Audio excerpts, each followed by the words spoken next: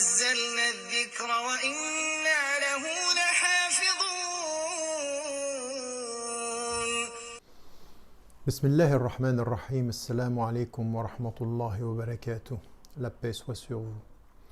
Dans cette deuxième rencontre avec le Coran, et comme je vous le rappelle, nous allons suivre l'histoire et en même temps comprendre la conception de l'homme et la conception de l'homme plongé dans l'histoire.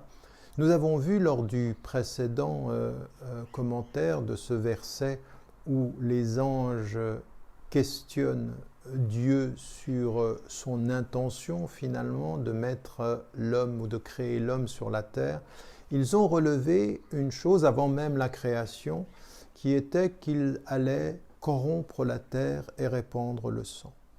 Et nous trouvons ce premier élément avant la création, et nous allons retrouver ceci dans les versets du Coran, où il est effectivement mis en évidence le fait qu'avec le temps, l'homme va à sa perdition, comme si à l'intérieur de son être, dans l'expérience de son humanité, il y avait un processus qui était destructeur et un processus qui pouvait être corrupteur pour son environnement. Alors il y a un verset que tout le monde connaît, qui vient dans les petits versets, les petites sourates de la fin. Il est court quant à sa lecture, il est profond quant à son sens, et il demande à ce que nous méditions. Quand il est dit بعد أعوذ بالله من الشيطان الرجيم بسم الله الرحمن الرحيم والعصر إن الإنسان لفي خسر إلا الذين آمنوا وعملوا الصالحات وتواصوا بالحق وتواصوا بالصبر. C'est tout la sourate que je viens de lire. Par le temps, avec le temps, dans l'expérience de ce temps, certes l'homme va à sa perdition. Certes l'homme est en perdition, donc à travers le temps, à l'exception de ceux qui font le bien et qui s'encouragent mutuellement à la vérité et à la patience. Il y a dans cette sourate complète l'idée de l'homme plongé dans le temps. Et pour nous, c'est important parce que avant la création, il y a l'indice que l'homme est potentiellement corrupteur.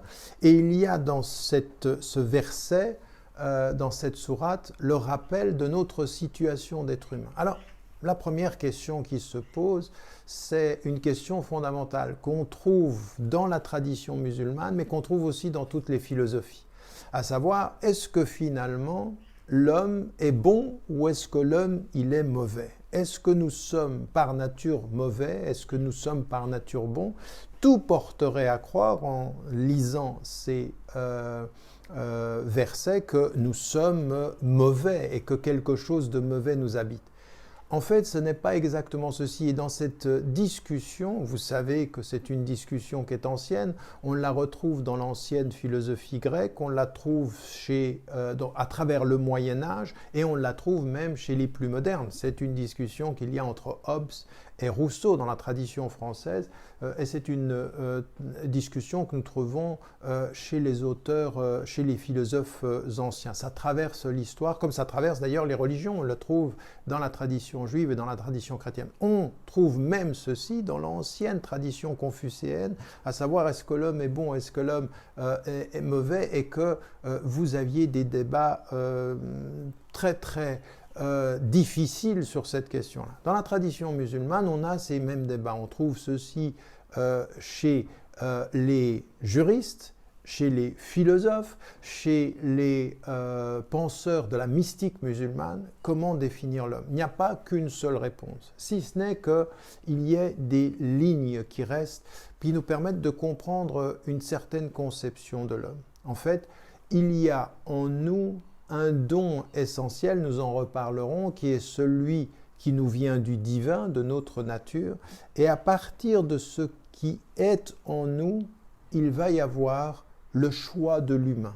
En d'autres termes, la matière humaine, il n'y a pas dans la tradition musulmane comme dans la tradition chrétienne l'idée du péché originel. Nous ne sommes pas pécheurs par nature, mais nous avons une nature qui peut nous amener au péché si nous ne travaillons pas notre nature à y résister.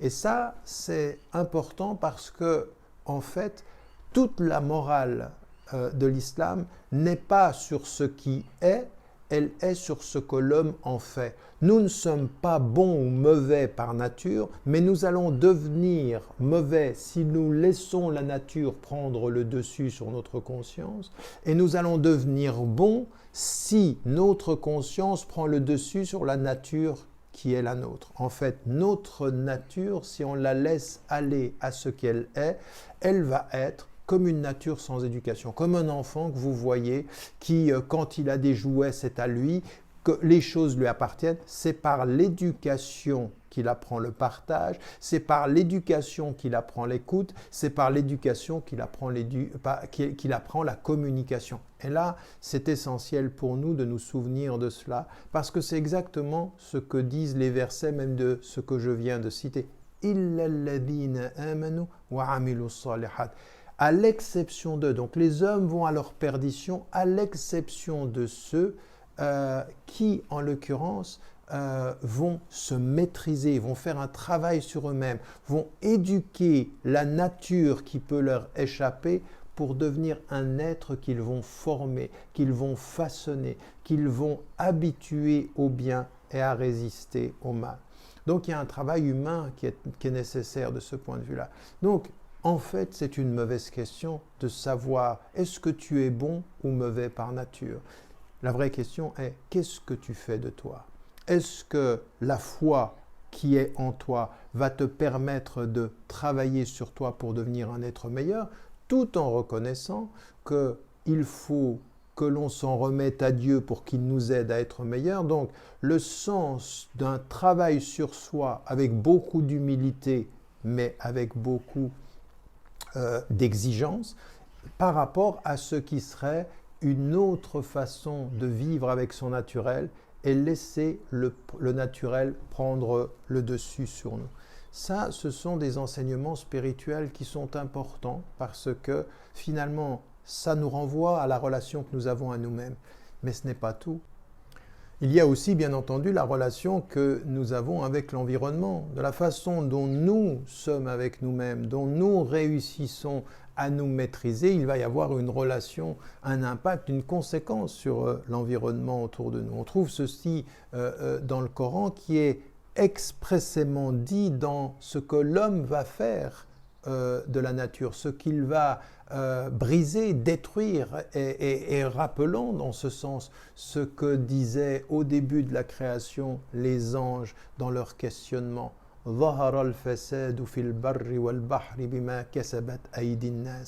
corruption va se répandre, elle s'est répandue sur la terre et sur les océans, parce que les hommes ont fait.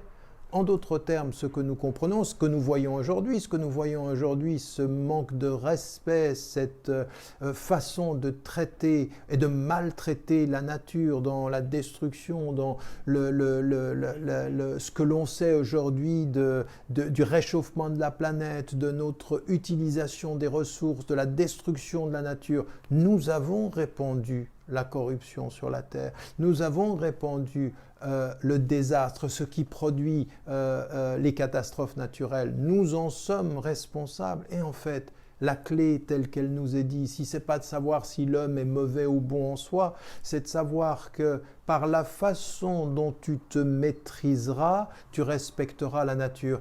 Et c'est ceci le paradoxe. À force de ne pas se maîtriser, eh bien finalement nous voulons maîtriser la nature, non contents de maîtriser nos aspirations, voire nos pulsions, voire nos instincts les plus négatifs, nous voulons maîtriser la nature et nous la détruisons.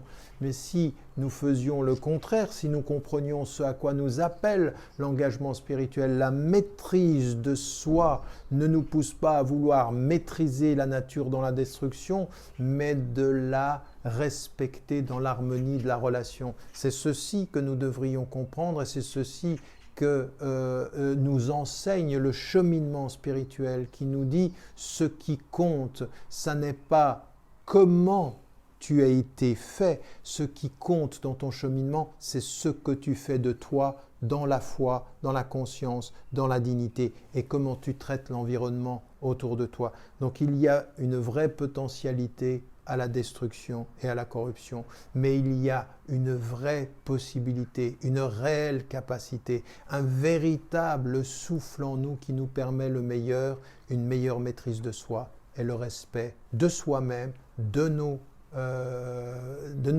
êtres humains qui nous entourent et de la nature avec laquelle nous vivons. N'oubliez pas, n'oubliez jamais de dire à ceux que vous aimez, que vous les aimez. La vie est fragile. إنا نحن نزلنا الذكر وإنا له